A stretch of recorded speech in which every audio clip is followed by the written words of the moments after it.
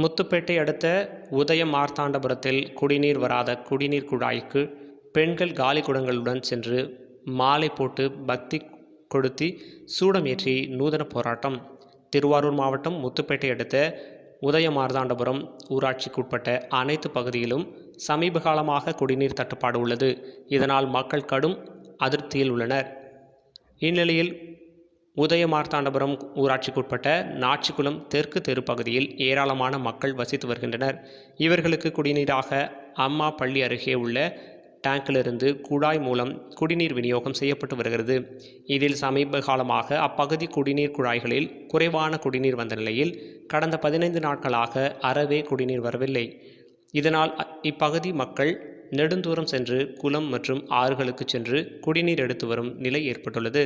இதுகுறித்து அப்பகுதி மக்கள் ஊராட்சி நிர்வாகத்திற்கு தகவல் தெரிவித்தும் எந்தவிதமான நடவடிக்கையும் இல்லை.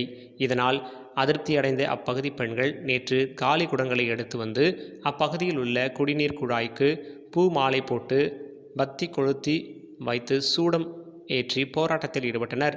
இதனால் அப்பகுதியில் பரபரப்பு ஏற்பட்டது. இந்த நூதன போராட்டத்திற்கு ஆதரவு தெரிவித்து மார்க்சிஸ்ட் கம்யூனிஸ்ட் ஒன்றிய செயலாளர் பாலசுப்ரமணியன் கலந்து கொண்டார்.